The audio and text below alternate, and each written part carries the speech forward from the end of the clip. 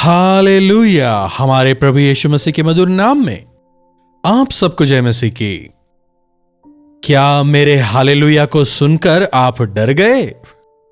आपके ध्यान को वचन की ओर लाने के लिए मैं थोड़ा जोर से हालेलुया बोल रहा हूं ताकि आप उठ जाएं। मैं जानता हूं आप में से कई लोग उठ चुके हैं और कुछ अभी भी बिस्तर पर ही हैं। उठ जाइए, 6:30 बज चुके हैं, वचन सुनने का समय हो गया है। तो क्या आप वचन को सुनने के लिए तैयार हैं? आइए प्रार्थना के साथ आज के मनन की शुरुआत करें। महापवित्र परमेश्वर, प्रभु एक और दिन दिखाया, आपका धन्यवाद। हमें प्रार्थना करना सिखाएं, अपने उद्धार की रक्षा करते हुए आगे बढ़ने में मदद करें। इस संसार की हर एक जरूरत के लिए आपके पास आकर आपसे प्रार्थना करना हमें सिखाएं। यीशु के नाम से प्रार्थना मांगते हैं, आमीन। इस समय में the need of this hour, इस समय पर हमारे लिए आवश्यक है, विशेषकर एक विश्वासी के लिए आवश्यक है प्रार्थना। क्या आप प्रार्थना करते हैं? कितनी देर प्रार्थना करते हैं? किस बात को लेकर प्रार्थना करते हैं? कैसे प्रार्थना करते हैं? कहां प्रार्थना करते हैं? कब प्रार्थना करते हैं? आप खुद अपने आप से यह सवाल करें और इनके जवाब दें। मैं कहां प्रार्थना करता हूं? क्या कमरे में अकेले जाकर दरवाजा बंद करके प्रार्थना करता हूं, या फिर सबको सुनाने के लिए प्रार्थना करता हूं? मैं कब प्रार्थना करता हूं? क्या केवल जब परेशानियां होती हैं, जरूरतें होती हैं तब, या फिर हर समय प्रार्थना करता हूं? कैसे प्रार्थना करता हूं? मेरी आवश्यकताओं को परमेश्वर से मांगना ही प्रार्थना समझता हूं, या प्रभु की इच्छाओं को समझकर उसके अनुसार प्रार्थना करता हूं? इस प्रकार के कुछ मुख्य सवालों को आप अपने आप से करें। मैं प्रभु से क्या मांगता हूं? क्या कोई लक्ष्य है? क्या किसी विशेष चीज को आप प्रभु से मांग रहे हैं? परख कर देखिएगा।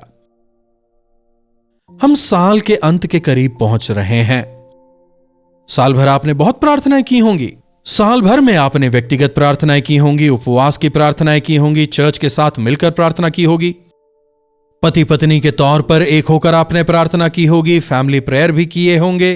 तो उन प्रार्थनाओं में आपने जो कुछ मांगा, क्या वे आपके लिए हुए? आपका उत्तर मुझे सुनाई नहीं देगा ना, इसीलिए लाइव चैट पर आएं और वहां आकर मिला या नहीं मिला टाइप करें। अधिकतर लोग कह रहे होंगे हमें सब कुछ नहीं मिला। इस साल भर में हमने क्या कुछ प्रभु से मांगा, क्या कुछ प्रभु ने दिया, क्या कुछ प्रभु ने नहीं दिया, इस चीज को आप लिस्ट आउट करें और जरा सोच विचार करें। आपने मांगा, ठीक है, मांग कर क्या आपने इंतजार किया? प्रार्थना का मतलब एक बार प्रभु के सामने जाकर प्रभु ये दे दें, आमीन कहना प्रार्थना नहीं। वचन हमें बताता है लगातार लौ लगाकर प्रार्थना करना है, बिना रुके प्रार्थना करना है। आपको लग रहा है प्रभु ने नहीं दिया, पर आपने मांगा नहीं। जितना मांगना चाहिए था नहीं मांगा, दृढ़ता के साथ में नहीं मांगा। प्रभु परमेश्वर के जवाब देने तक आप प्रार्थना करें। आज के मनन के लिए एक दृष्टांत की ओर आपके ध्यान को लाना चाहूंगा। लूका रचित सुसमाचार और उसका 11वां अध्याय।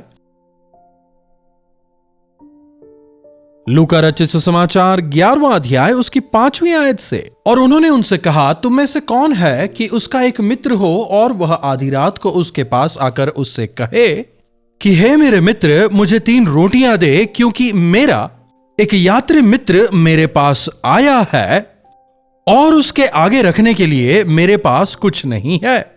और वह भीतर से उत्तर दे कि मुझे दुख ना दे, अब तो द्वार बंद है और मेरे बालक मेरे पास बिछौने पर हैं, इसीलिए मैं उठकर तुझे नहीं दे सकता। शायद आज कहें, एक मित्र जाकर दूसरे मित्र से कह रहा है कि मेरा एक मित्र आया है, उसे देने के लिए मेरे पास कुछ नहीं, इसलिए कुछ रोटी दे। मैं लेट गया हूं, मेरे बच्चे मेरे साथ लेट गए हैं, इस आधी रात को अगर मैं उठा तो शायद मेरे बच्चे भी उठ जाएंगे। आजकल हमारे पास सबके लिए एक एक कमरे हैं, बच्चों के लिए, बड़ों के लिए। लेकिन अगर उस जमाने की बात करें तो ऐसा नहीं होता था। सब साथ में ही रहा करते थे। आज भी अगर देखें, कई सारे परिवार ऐसे रहते हैं, एक ही बड़ा कमरा है और एक किचन है।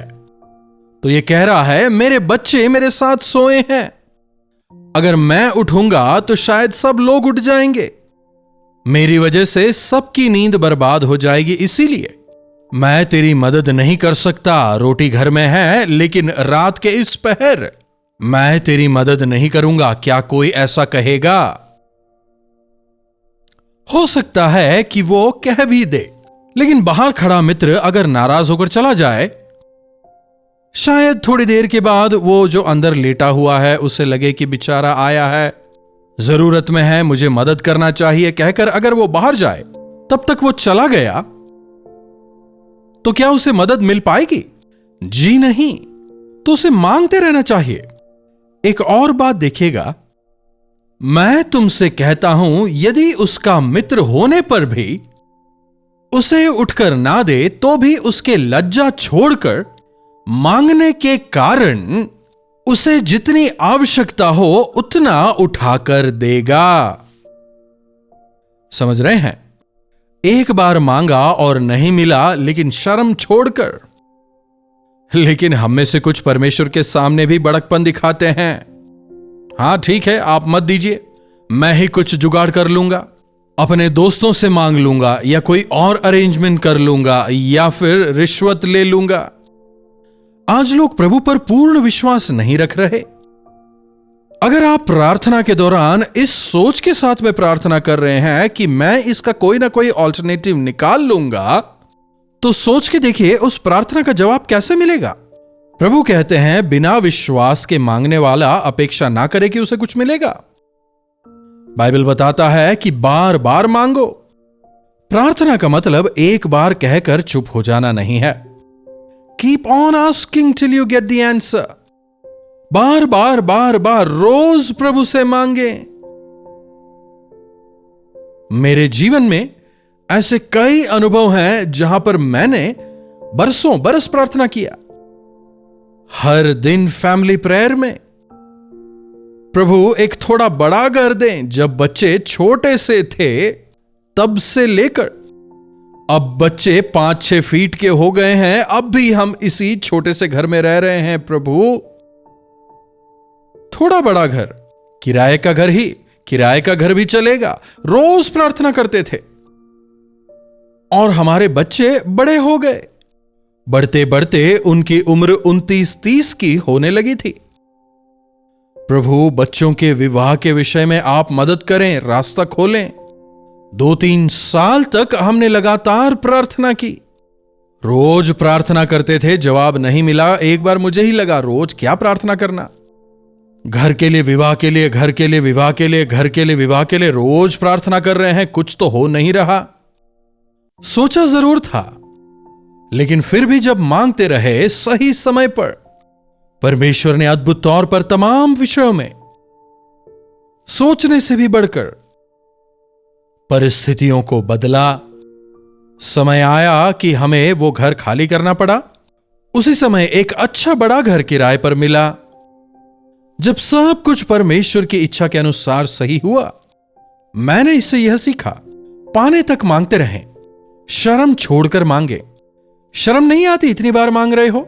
हाँ, प्रभु भले ही कहें भी, हाँ प्रभु मेरे पास कोई और रास्ता नहीं, मैं आप ही से मांगूंगा, आप दीजिए। लेकिन इसके बजाय आज लोग परमेश्वर के पास जाकर मांगते हैं, जब नहीं मिलता तो परमेश्वर पर वे दोष लगाते हैं, आप परमेश्वर नहीं हैं, ये नहीं है, इस प्रकार सोचते हैं। लगातार मांगते रहें। देखिए आगे क्या लिखा है, मैं तुमसे कहता हूं मांगो तो तुम्हें दिया जाएगा, ढूंढो तो तुम पाओगे। अगर हिब्रू स्क्रिप्ट के अनुसार इसका मतलब देखा जाए, तुम मांगते ही रहो तुम्हें मिलेगा, तुम ढूंढते ही रहो पाओगे, खटखटाते रहो तुम्हारे लिए खोला जाएगा। खटखटाकर चले जाना नहीं, जब तक ना खोलें खटखटाते रहें। एक बार मांगकर चुप नहीं हो जाना। जब तक प्रभु करुणा नहीं करते, मांगते रहें। ढूंढो ढूंढो ढूंढो। जिस प्रकार लोग सोने को ढूंढते हैं, जिस प्रकार लोग चांदी को ढूंढते हैं, आप भी ढूंढते रहें। मैं KGF में कोलार गोल्ड फील्ड्स में सेवकाई के लिए जाता था। मुझे लगता था कि शायद वहां पर चारों ओर सोना ही सोना होगा, लेकिन वहां जाकर जब मैंने देखा, वहां पर केवल कोयले की खदानें थीं। तो वहां पर उन कोयले के खदानों को खोदना होता था। उन खदानों को जब आप खोदते, छोटा छोटा सोना मिलता था। सोना काफी कम होता था। इतना बड़ा अगर कोयला निकालें तो सोना काफी कम ही मिलता था, लेकिन उसका मूल्य ज्यादा है। इसलिए खोदते जाओ और उसे प्यूरिफाई करो तो सोना निकलेगा। कई बार हमें लगता है परमेश्वर के सामने जाओ, मांगो, परमेश्वर तुरंत दे देंगे। आपने जो मांगा, परमेश्वर उसे तैयार करते हैं और सही समय पर वे आपको मुहैया कराएंगे। मांगते ही रहें, खटखटाते ही रहें, ढूंढते ही रहें। प्रभु कह रहे हैं, मांगो तो तुम्हें दिया जाएगा, ढूंढो तो तुम पाओगे, खटखटाओ तो तुम्हारे लिए खोला जाएगा। इसी प्रकार लूका रचित सुसमाचार में भी हम देखते हैं कि लगातार हमें प्रार्थना करते रहना है। एक पापी न्यायी था, उसके पास में एक विधवा जाती है। मैं एक विधवा हूं, मेरे पास रास्ता नहीं। मैं आज के विधवाओं की बात नहीं कर रहा। आज शायद हमें शब्द का अर्थ नहीं पता, क्योंकि आजकल विधवाएं नौकरी कर रही हैं, दूसरा विवाह भी कर रही हैं। कई बहुत पैसे वाली हैं, जो अच्छी बात है, लेकिन उन दिनों में जो विधवाएं हैं, उनकी स्थिति काफी खराब थी। उनके पास में कोई भी रास्ता नहीं होता था, काफी दयनीय अवस्था होती थी। तो यहां पर ऐसी एक स्त्री उसके पास जाती है, उस न्यायाधीश के पास जाती है और उससे मांगती रहती है। वो काफी कठोर था, बिना पैसे के केस नहीं देखता। वो काफी कठोर था, उसमें बिल्कुल दया नहीं थी। लेकिन यह स्त्री क्या करती है? यह विधवा बार बार बार बार बार बार जाकर मेरा न्याय चुका, मेरा न्याय चुका, मेरा न्याय चुका, उससे कहती है। 18वें अध्याय की 4थी आयत से देखिए, तो उसने बहुत समय तक तो ना माना, परंतु अंत में विचार करके कहा, ना मैं परमेश्वर से डरता हूं और ना ही मनुष्यों की परवाह करता हूं, पर यह विधवा मुझे सताती रहती है, इसलिए मैं इसका न्याय चुकाऊंगा। कहीं ऐसा ना हो घड़ी घड़ी आकर मेरी नाक में दम करे। घड़ी घड़ी आकर, बार बार आकर मांग रही है। भले ही ना मैं मनुष्यों से डरता हूं, ना ही परमेश्वर से डरता हूं, लेकिन इसने मेरी नाक में दम कर दिया है, इसलिए मैं इसका न्याय चुकाऊंगा। हमारे पास भी कोई रास्ता नहीं है, केवल परमेश्वर ही एकमात्र हमारे सहारा है। यह समझकर अगर हम उनके पास जाएं, अगर हम उनसे मांगें, प्रभु हम पर दया दिखाएंगे और हमें उत्तर देंगे। मित्र समझ रहे हैं? किसके घर जाता है? रिश्तेदार के यहां नहीं। एक मित्र दूसरे मित्र के यहां जाता है तीसरे मित्र के लिए। तो वो मित्र इस मित्र पर दया करके, भले ही परिस्थिति ठीक ना हो, इस मित्र की मदद करता है। इसी प्रकार हमारे मित्र भी कौन है? प्रभु यीशु मसीह, जो हमारे मित्र हैं, जो हमारा हाथ कभी नहीं छोड़ेंगे। अब से मैं तुम्हें दास नहीं बल्कि अपना मित्र कहूंगा, कहते हैं। बिना किसी शर्म के प्रभु के सामने जैसे एक मित्र के पास जाते हैं, हम जाएं। अपने ईगो को, अपने अहम को दरकिनार कर परमेश्वर के सामने अपने हाथों को फैलाएं। मनुष्यों के सामने नहीं, परमेश्वर के सामने फैलाएं। जरूर प्रभु दया करेंगे।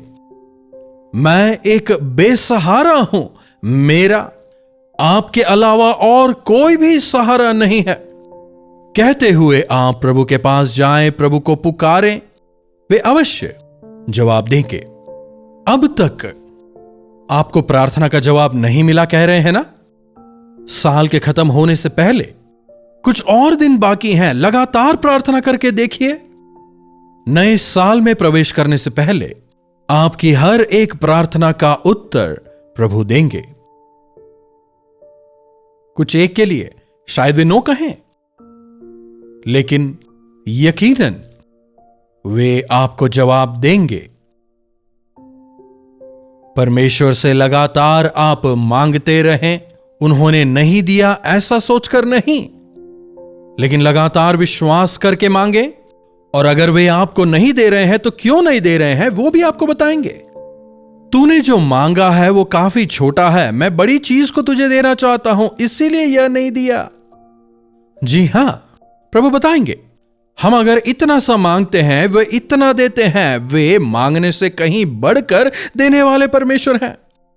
किस चीज का आपको जवाब नहीं मिला है, इस विषय को लेकर आप परमेश्वर के सामने जाएं। प्रभु को आप पुकारें, विश्वास के साथ पुकारें।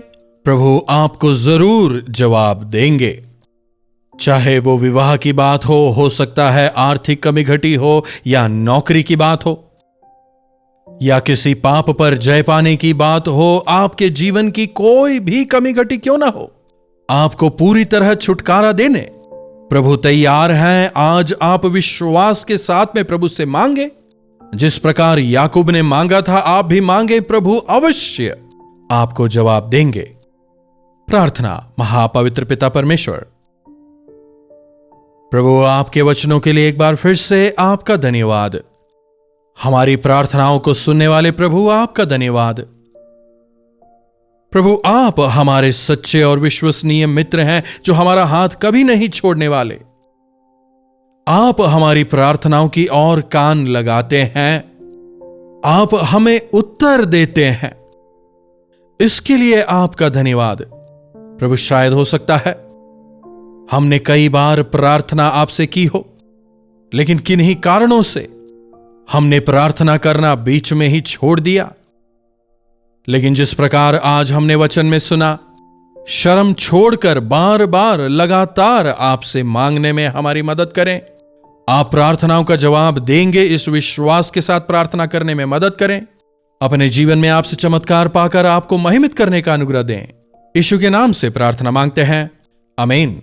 अब हमारे पिता परमेश्वर का प्रेम, प्रभु यीशु मसीह का अनुग्रह, पवित्र आत्मा की संगति और सहभागिता हमें से प्रत्येक के साथ आज, कल और सर्वदा बनी रहे, आमीन। जी हां, लगातार प्रार्थना करें, प्रभु आपको अवश्य जवाब देंगे। अगर आप चाहते हैं कि हम भी आपके लिए प्रार्थना करें तो 9884907779 पर आप हमें व्हाट्सएप, वॉइस मैसेज या टेक्स्ट के जरिए अपने प्रार्थना विषयों को भेज सकते हैं। हम मिलकर प्रार्थना करेंगे। प्रभु अवश्य आपके जीवनों में चमत्कार करेंगे। अगर चैनल सब्सक्राइब नहीं किया है तो सब्सक्राइब करें, शेयर करें, लाइक भी जरूर करें। इन्हीं वचनों के साथ आज मैं आपसे विदा लेता हूं। दोबारा मिलने तक प्रभु का अनुग्रह हम सबों पर बना रहे। कल्वरी दर्शन, ये है प्रेम के दर्शन, यीशु प्रेम के दर्शन। कल्वरी दर्शन, ये है प्रेम